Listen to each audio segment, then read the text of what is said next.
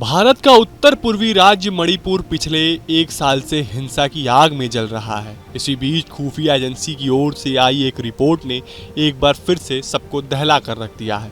दरअसल इंटेलिजेंस अधिकारियों की ओर से दी गई रिपोर्ट की माने तो 1000 से ज्यादा कुकी उग्रवादी म्यांमार से मणिपुर में घुस आए हैं और 28 सितंबर को या उससे पहले इम्फाल वैली के मैतई बाहुल गांव में निशाना बनाने की तैयारी में है।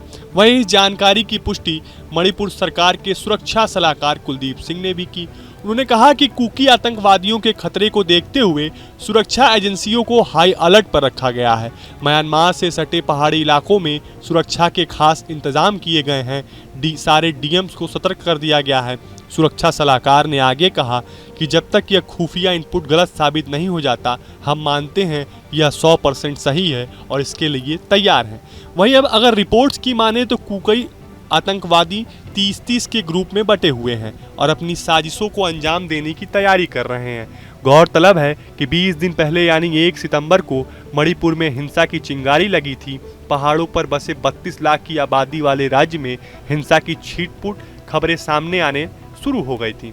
वहीं इस खुफिया जानकारी की माने तो म्यांमार से मणिपुर में दाखिल हुए कुकी आतंकवादी ड्रोन से बम, प्रोजेक्टाइल, मिसाइल चलाने और जंगल में जंग के लिए पूरी तरह तैयार है और 28 सितंबर को मैतई समुदाय के गांव में हमला करने को प्लान बना रहे हैं। तो अब आइए आपको इस पूरे मणिपुर प्रकरण का बैकग्राउंड बताते हैं कि कैसे ये झगड़ा दो समुदायों के बीच शुरू हुआ और कैसे ये बढ़ता ही चला गया।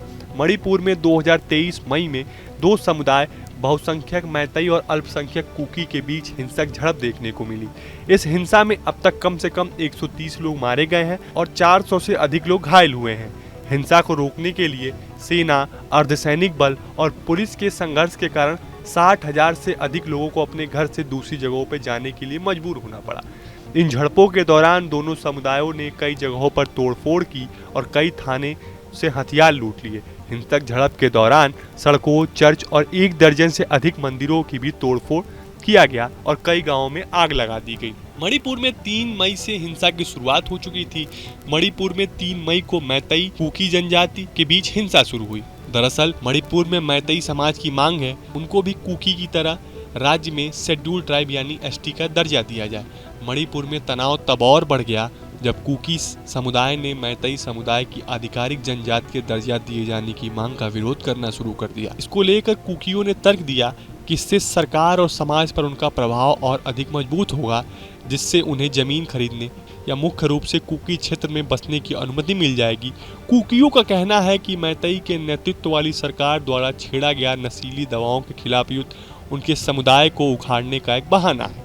मैतई, कुकी और नागा मिलिशिया दशकों से परस्पर विरोधी मातृभूमि मांगों और धार्मिक मतभेदों को लेकर एक दूसरे से लड़ते रहे हैं और सभी पक्ष भारत के सुरक्षा बलों के साथ भिड़ते रहे हैं। हालांकि हाल ही में ये लड़ाई पूरी तरीके से मैतई और कुकी समुदाय के बीच हो गई है। फिलहाल आपको हमारा वीडियो कैसा लगा हमें कमेंट बॉक्स में जरूर बताएं।